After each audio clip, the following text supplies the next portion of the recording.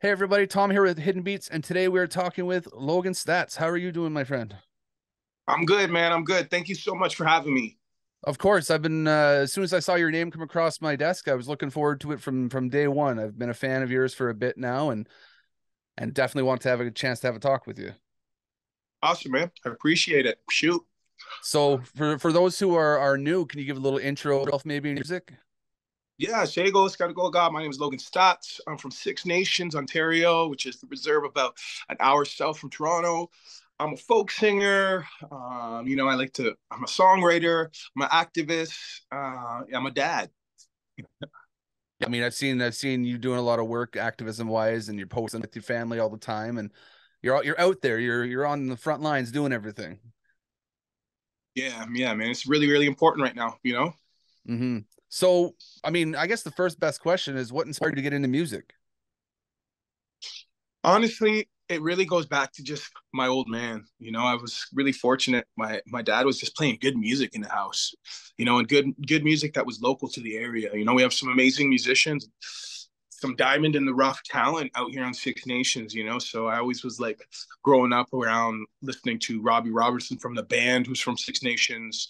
I was listening to a lot of Derek Miller from Six Nations. I was listening to a lot of Buffy St. Marie. So I was very fortunate to have my father and to show me some like really, really amazing Indigenous talent and, people that were, in the same skin as me, just doing it. So I got to pay testament to my dad, for kind of getting me into music and helping me get to where I am today. Yeah, and it's always nice having a musical family that kind of gives you a little extra push in certain directions. Yeah, yeah. What's your process like when you're putting together a track? Like, do you sit in a corner and write? Do you go out and experience things? It's different. It's different across the board, like I've been experimenting with a lot of co-writing. I've been experimenting with just different ways of writing, but normally for me, it's just like late at night, just me and my guitar sitting around the table, and I usually start with a couple chords, and just to kind of grasp the general feeling of my emotions, I try to start with the music. And then once I got something solid, I rolled the lyrics, and the melody and just start kind of humming different melodies over the guitar structure. And Hmm. then I try to take, and really make them fit into that melody, and I try to write inside of the melody. Yeah, for sure. And one of you had a kind of a big break with the launch a few years back. And how would you say your process for putting together music has evolved coming out of that type of situation? I think, doing the launch really kind of helped me tap into the formula that's happening in mainstream music, and really kind of gave me a little bit of insight as far as how to make really catchy choruses, and really punchy, verses that people really want to listen to.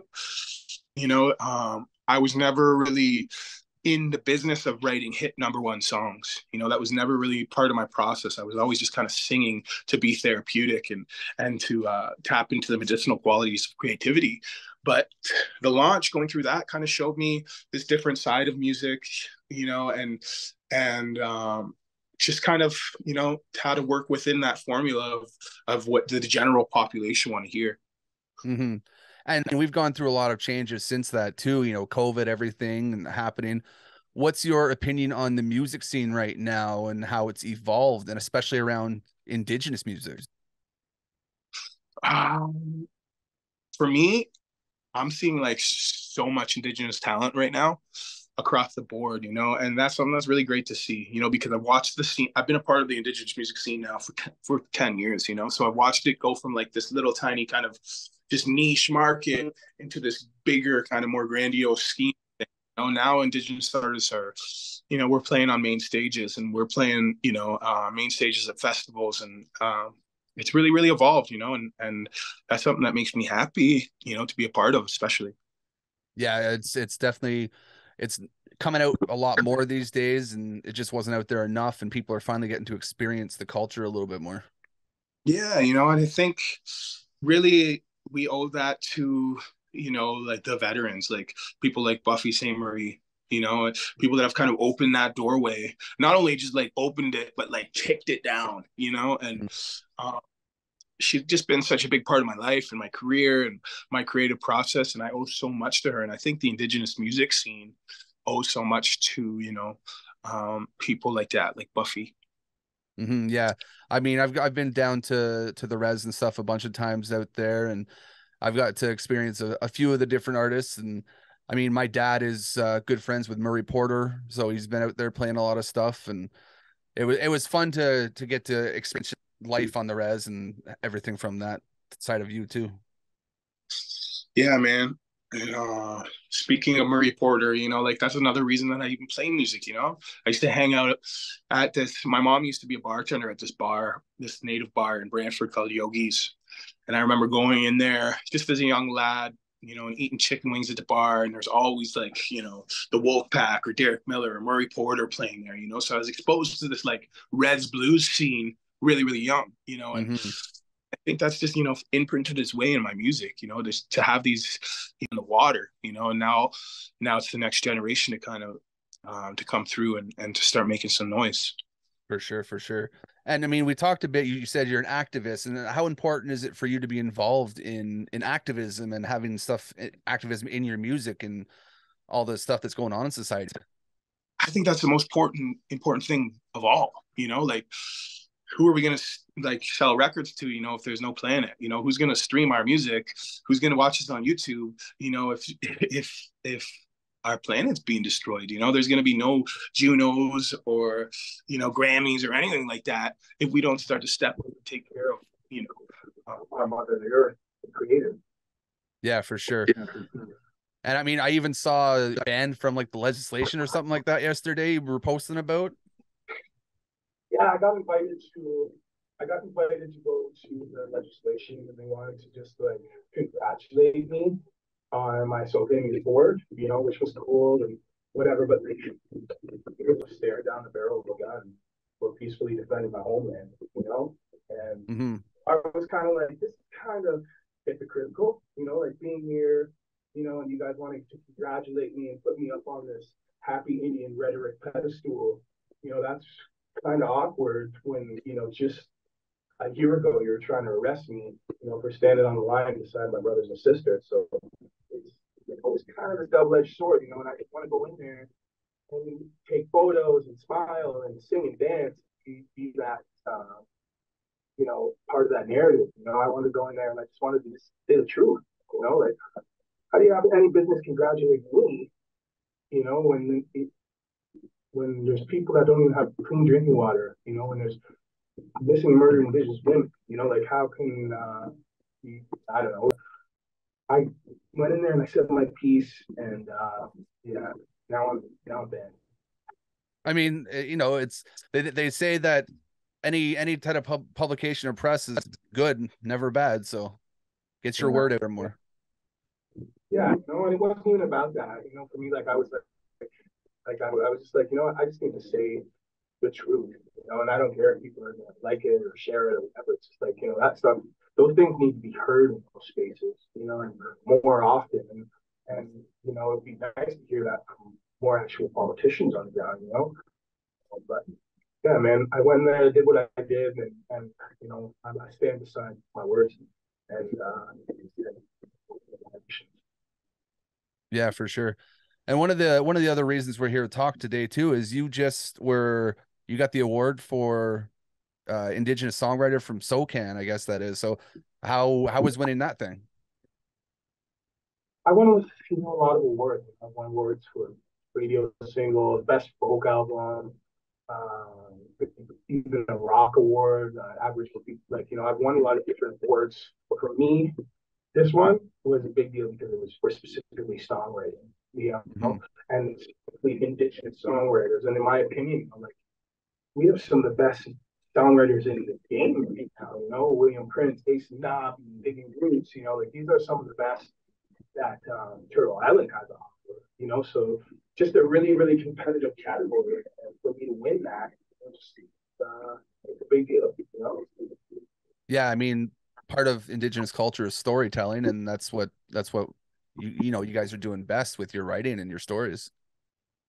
Yeah, yeah. It's like um, that's my favorite part about writing songs. Like being able to take that 3 minutes, that 5 minute space, or whatever you have, and really paint a picture in someone's head, really, really tell a story, and either take them back to like a personal moment or inspire them. Like I don't know, that's the trick about writing a good song. I think is just keeping it open to interpretation for the listener. And I don't know, it's one of my favorite challenges. And honestly, I think that's my gift for creators is telling these stories with music and with my guitar. Yeah, I mean the world doesn't move if there's no stories to tell. So we're all glad that you're doing that. And like I said, I'm a fan, so I've been listening for a little bit now and stuff. So with festival season and everything coming up right now, is there any fun things you got planned? You're doing any live shows, hitting the road at all? Yeah, yeah, we're hitting the road. Um, Excited this year because we're going to be doing some main stage like we're going to be doing some major folk festivals like the Regina Folk Festival, the Calgary Folk Festival.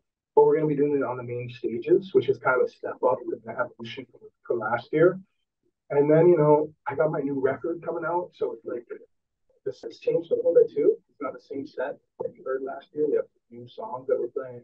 We have a new addition to the band. We have a rap steel player right now. And then also some of the bigger shows that I'm playing this year, I have a little bit more of a budget to put into the production wise of things. So like one of our bigger shows we'll be having some traditional drummers come and join us on stage. We'll have guest rappers join us on stage. So it's like we kind of get to take things to a different level this year, like just visually and live. And another thing that's completely different is I'll be playing an electric guitar this year, which is going to be a little bit more loud and a little bit more of a rock kind of vibe to the show, which I'm really excited for. Yeah, I mean, I caught you here like I'm based in Ottawa, and you were at the Summer Solstice Festival a few years. That's when I first got a chance to actually see you live perform, which was cool. So sounds like it's going to be a fun show for sure. Yeah, it's I think for the longest time I've always just like had this urge inside me, it's like rock out a little bit, and you can do that to an extent when you're playing solo with an acoustic guitar, but when you have a full band behind you and a loud electric guitar with some distortion, it's just like a different, more fun and higher energy vibe. Yeah, for sure. What are you hoping people take away from your music, like their experience of your music? I just hope that it like really, really kind of reach someone emotionally. I really like to get emotional reactions from my music. Sometimes that's people crying, sometimes that's people angry, or whatever it is. I want to be fulfilled, and there's like you said, a lot of my activism is intertwined into the songs that I play, so I want to play them loud at the top of my lungs and just have people kind of, react by wanting to think about what's going on and wanting to educate themselves. I mean, the issues that we're facing across the board, whether it's land claim, whether it's water, whether it's missing women, over incarceration. I just want to bring that to the forefront as much as I can. Have people think about it and hopefully gain some allies and make a little money and make a little change. Yeah, there definitely needs to be some change. There's too many issues on the board. That's part of the problem. So I have a couple questions that I like to ask everybody. These are kind of fun ones for me. First thing is, what's something on your go-to playlist that people wouldn't expect that you listen to? Go-to playlist that we listen to a lot. I just had a baby, right? My little baby, she loves reggae, so we're constantly putting on the reggae playlist, and I'm just like been discovering a lot of new artists that I never heard before, and Lee Scratch Perry, I've been listening to a lot, and my daughter, she loves. It's like puts a good vibe in the house, puts good energy in the house. So that's something that has been on my playlist a lot. Is Lee Scratch Perry having a party? Check it out. All right, we'll definitely make sure to look at that. I like that question because I get to learn new artists and stuff like that too that I might not know. Yeah. Next one, and you've probably experienced a few interviews in your time. What's one thing you think should be asked more in an interview that's not asked enough?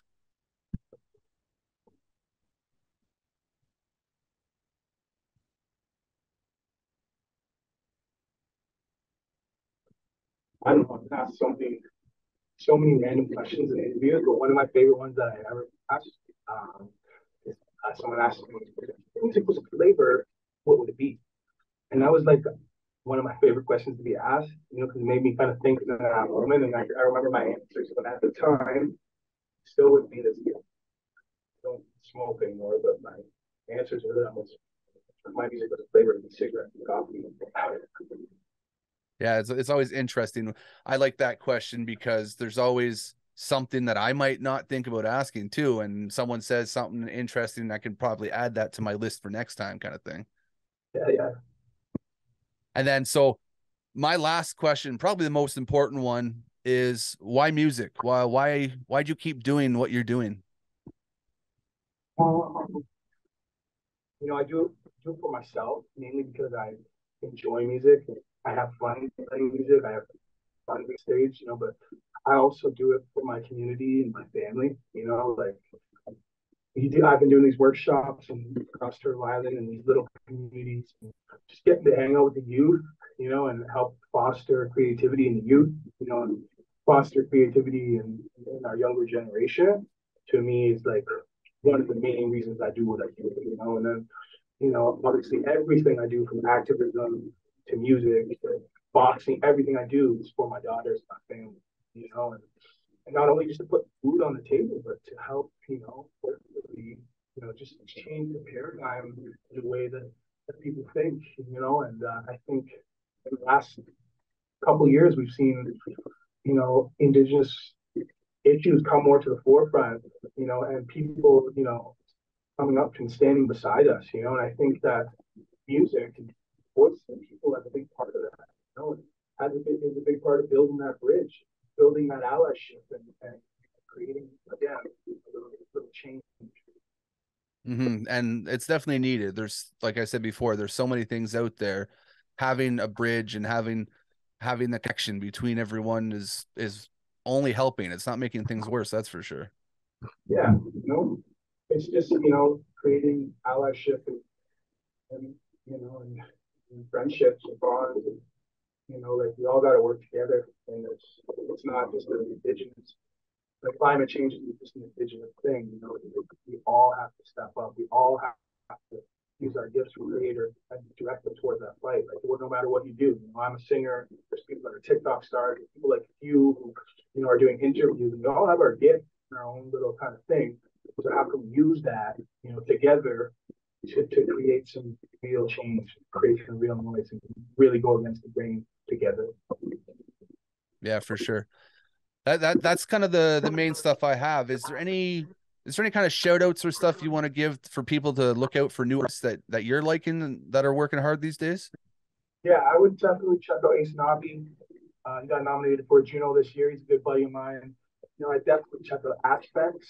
He's from Ottawa. He's one of my best homies, and I honestly think he's like just one of these like special talented. Big B, the Northern Polar Bear. He's a hip hop artist who's about to take over. You got Young Wonder, like one of the best producers I've ever heard. So check those guys out. Big B, Aspects, Young Wonder. Who else did I say? Ace Nabi. Yeah, check those guys out. I know Aspects well. Him and I connect a bunch here in Ottawa. We've done some things, so he's one of the greatest for sure. Yeah, he's one of the greats. He's a goat. Yeah. Is there any kind of final words of wisdom or tidbits you want to leave for people before we sign off? Yeah, man. Like whatever, like I'm kind of just gonna reiterate on what I said earlier, and that we all have our special gift. We all have our unique quality that thing that we bring to the table, and I just can't stress it enough. We all got to take that gift and direct it towards the front lines, the fight for water, the fight for the planet, because like I said, like what good is a Juno or an award or an Indigenous Songwriter award if the planet is slowly dying? For sure. Well, man, this has been a good one, and I know we had some little confusion with the time at the start, but I'm glad we had this chat, and I'm gonna look forward to seeing some more stuff, your album release. We're going to link everything in the bio, so we have all the information for people to follow you and check out your activism, your music, everything that's there. And, you know, hopefully we're going to get to do this again, because I always like to catch up with friends having a good conversation. Yeah, man. Hopefully we get to do this again. This is a good one, man. Thank you so much for having me. In my language, you don't say goodbye. You say see you later. It's Ona Gawahi. So Ona Gawahi. Perfect. Enjoy the rest of your day.